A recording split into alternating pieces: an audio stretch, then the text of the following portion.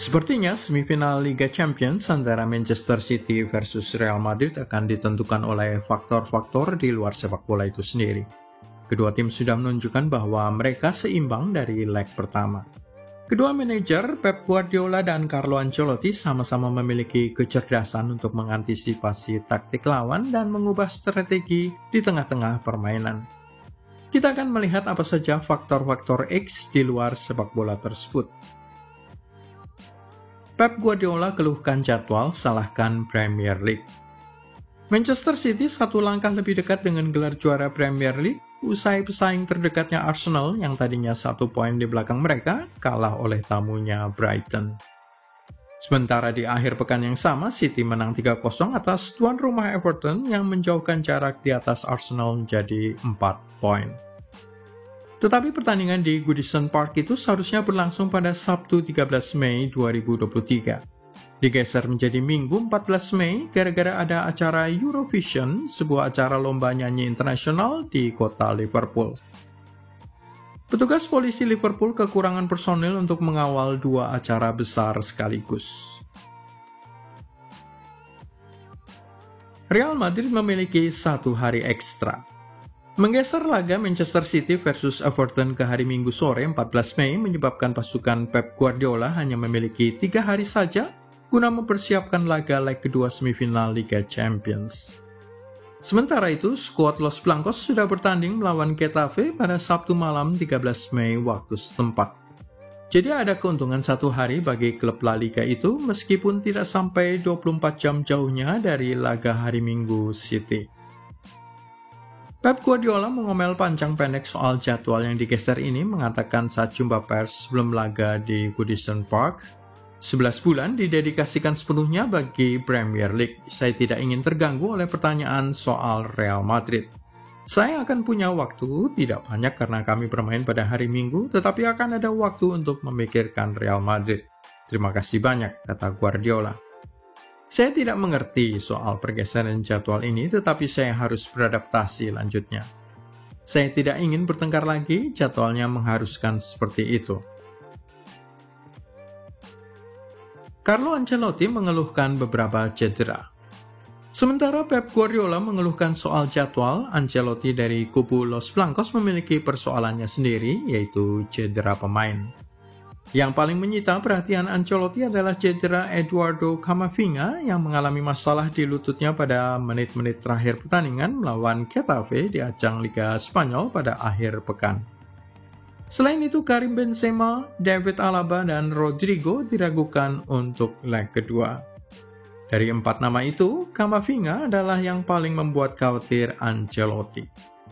Setelah kesulitan menembus lini tengah di Santiago Bernabeu menyusul transfernya dari Rennes ke Real Madrid, Eduardo Camavinga menjadi pemain paling penting bagi Los Blancos berkat perubahan posisi yang dilakukan Carlo Ancelotti. Camavinga sangat bagus ketika dia bisa berlari bersama bola, tidak akan terhentikan. Upaya lari luar biasa dari Camavinga membantu menghasilkan gol Vinicius Junior saat mereka bermain imbang 1-1 melawan Manchester City pada leg pertama semifinal Liga Champions. Namun cedera lututnya menyebabkan ada kemungkinan Real tidak akan bisa memainkan gelandang dinamis mereka itu untuk leg kedua pada Kamis dini hari 18 Mei. Ancelotti berusaha menyembunyikan keparahan cedera Camavinga. Assist sang pemain Prancis sudah cukup untuk memperlihatkan betapa penting dirinya bagi tim. Ancelotti mengatakan cederanya tidak terlalu parah, tetapi segala sesuatu menyangkut cedera lutut selalu mengkhawatirkan, karena pemulihan akan lebih lama daripada cedera lainnya. Jadi akan ada waktu penantian sampai daftar nama pemain diumumkan sekitar 2 jam sebelum laga leg kedua pada Kamis dini hari 18 Mei. Mirip dengan John Stones yang bermain sebagai fullback Manchester City yang menusuk ke bagian tengah lapangan sebelum memasuki kotak penalti lawan, Camavinga memberi Real Madrid lebih banyak ruang untuk variasi gaya permainan mereka.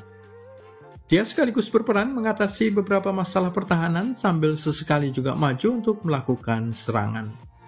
Ketika Real Madrid tengah melakukan serangan, Camavinga masuk ke tengah jika ada ruang, guna memberi tim kehadiran yang lebih kuat di lini tengah. Dengan pertahanan ditangani secara baik oleh Eder Militao, dia mampu maju ke depan sembari menutupi kurangnya kecepatan Toni Kroos saat gelandang Jerman itu semakin tua di lini tengah. Jika Camavinga absen, siapakah penggantinya? Ancelotti sudah memperlihatkan dalam laga Liga Spanyol melawan Getafe siapa yang akan turun bermain sebagai bek kiri. Ferland Mendy yang absen sejak bulan Maret turun sejak menit pertama permainan sebelum dia ditarik keluar pada awal babak kedua dan digantikan oleh Toni Kroos. 45 menit cukup lama untuk menaikkan kebugarannya sebelum laga pada Kamis dini hari melawan Manchester City. Jika terpaksa Eduardo Camavinga sampai batal turun gara-gara lututnya belum sembuh, maka Ferland Mendy akan dianggap cukup baik untuk turun sebagai bek kiri guna menghalangi pergerakan Bernardo Silva. Saatnya Ilkay Gundogan tampil sebagai pahlawan City. Dari kubu The Sky Blues, penampilan mereka pada akhir pekan saat menaklukkan Everton dengan 3 gol sepertinya memperlihatkan sesuatu. 2 gol City dilesakan oleh Ilkay Gundogan, sementara 1 sisanya oleh Erling Haaland.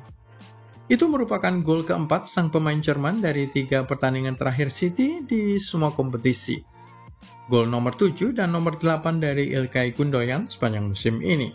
Belum sebaik musim 2020-21 saat dia mencatatkan 13 gol dalam satu musim, tetapi ada potensi ke arah sana. Hingga tanggal 11 Maret 2023, Gundogan memiliki keterlibatan gol dengan angka rata-rata 0,18 gol dan assist per 90 menit.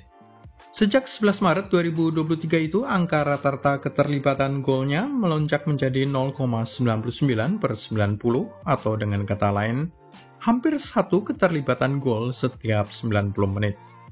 Ilkay Gundogan menyelesaikan lebih banyak operan dan dribble, memenangkan lebih banyak duel, dan mencatatkan pemulihan bola yang lebih sering. Gundogan pada saat ini menjadi salah satu pemain City yang paling penting. Jika semua pemain lain juga menaikkan performa mereka menjelang akhir musim ini mengikuti teladan Ilkay Gundogan, maka mereka akan memenangkan 3 kompetisi sekaligus. Premier League, Liga Champions, dan Piala FA. Manchester City belum pernah kalah kandang di Etihad di tahap sistem gugur.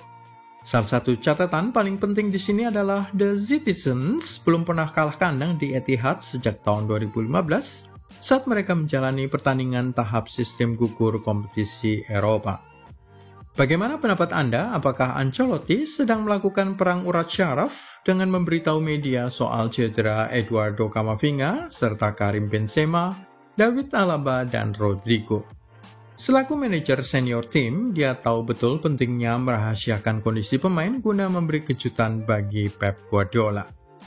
Tulis pendapat Anda di kolom komentar dan jangan lupa klik like, subscribe, serta tendang loncengnya.